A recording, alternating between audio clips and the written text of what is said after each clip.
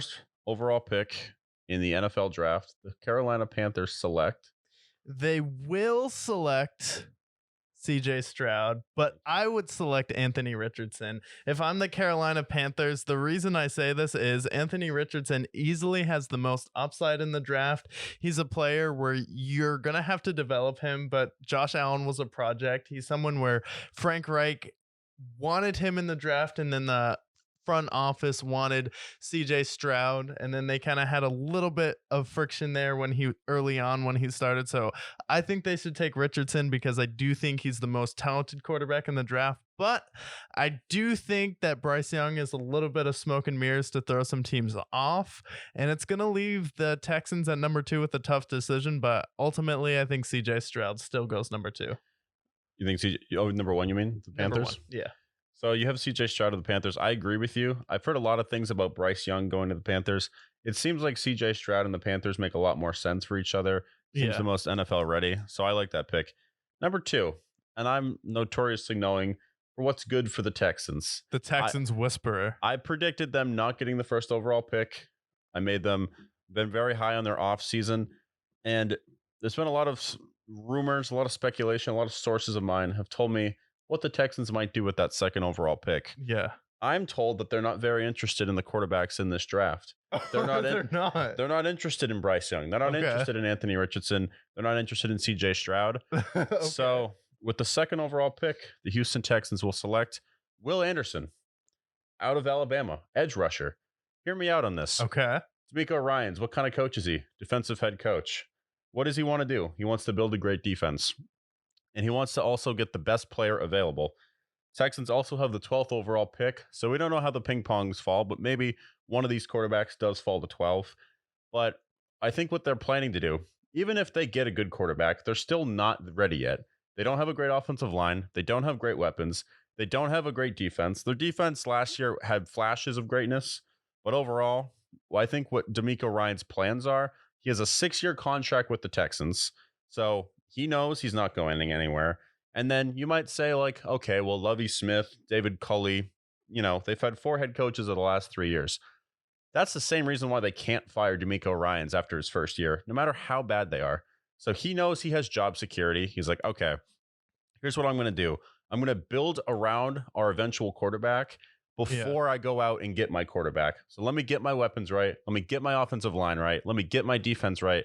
So when it comes time that a quarterback like Caleb Williams comes around next year, they're in position that they can make a pick, move up in the draft, and get Caleb Williams with that first overall pick because they very well could be the first overall pick. And with Will Anderson, he's going to be an edge rusher.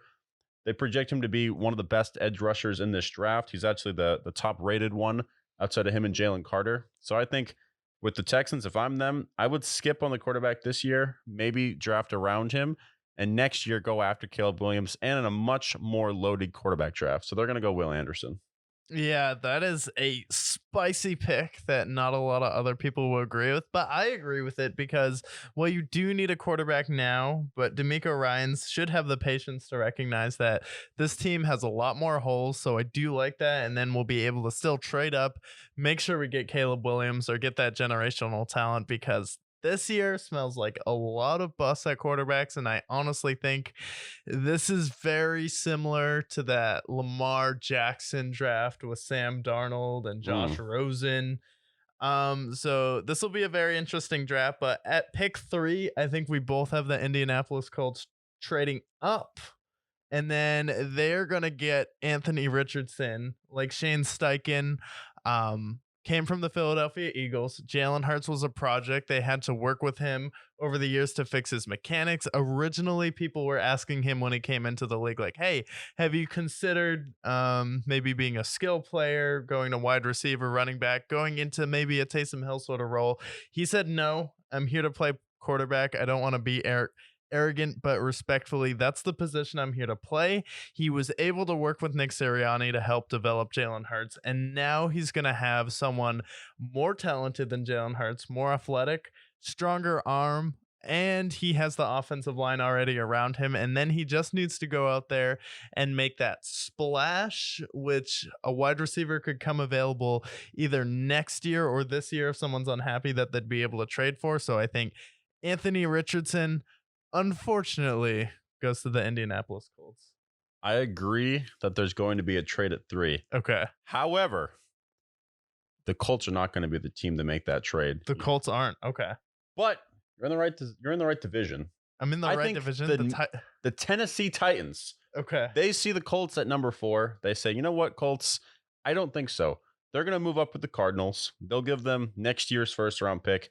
They'll throw in another pick this year. The Cardinals are such an embarrassment and so terrible. We haven't even gone over their uniforms. Can we just, I mean, that's a whole tangent we'll talk about later.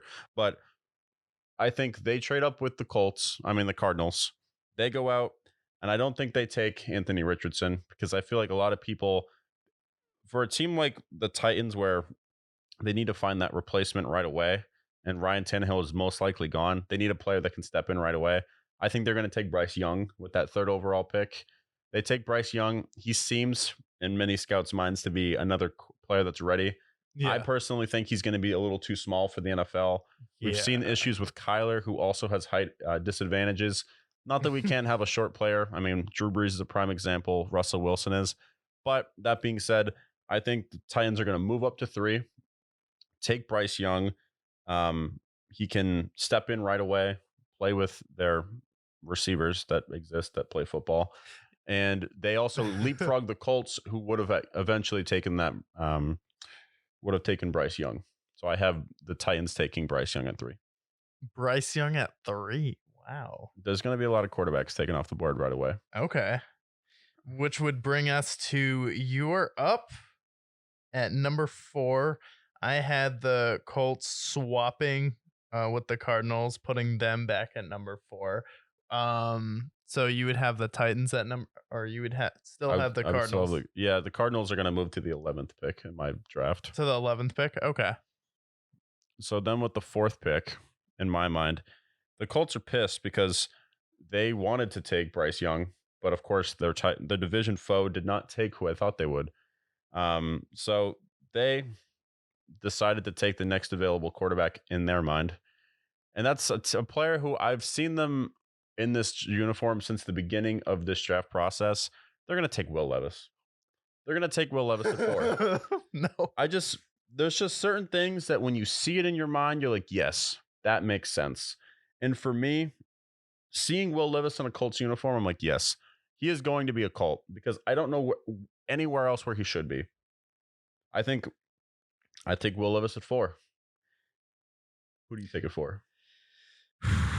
At number 4, the Arizona Cardinals. I would have them, since you already took Will Anderson to the Texans, I would go Tyree Wilson, edge rusher. You need help on that defense. You need to start rebuilding that team. It's not a strong wide receiver draft. There's no one worth taking that high. So you go out there, get an edge rusher. You lost Chandler Jones the previous year. You lost J.J. Watt this year to retirement. So you have to go out there. Time to start rebuilding the defense, and you have a defensive coach now. I think you go out there and you get Tyree Wilson. Okay. At number 5, we have the Seahawks pick. Seahawks could go a lot of different ways this draft. Can they go defense? Their defense last year, they had some, the Tariq Woolen pick, 5th round, very impressive. Right. Decent players on defense, but definitely could use some help. Now, in my mock draft, I have them taking a big swing at a quarterback that we're both very high on. That's right. I have Anthony Richardson going to the Seahawks in this draft because they have Geno Smith for the next 3 years. They have Geno Smith. They paid him 3 years, $100 million. Right. Okay. He's going to get paid $40 million this year, pretty much all guaranteed. And then if they really like Anthony Richardson, they can start him next year. They can move off of Geno Smith's contract. And who is the quarterback whisperer? I am the Texans whisperer. That is self-proclaimed. However, we also have Pete Carroll, who has drafted Russell Wilson, turned him into a star. They have Geno Smith, who turned him into a star. And then we also have the Seahawks are going to take Anthony Richardson. This is another player where he just makes sense in Seattle. You get DK, you get Tyler Lockett, you get Noah Fant, you get an offensive line that's greatly improved last year. And you get Pete Carroll, who is the quarterback whisperer. Russell Wilson, Geno Smith, and again, Anthony Richardson.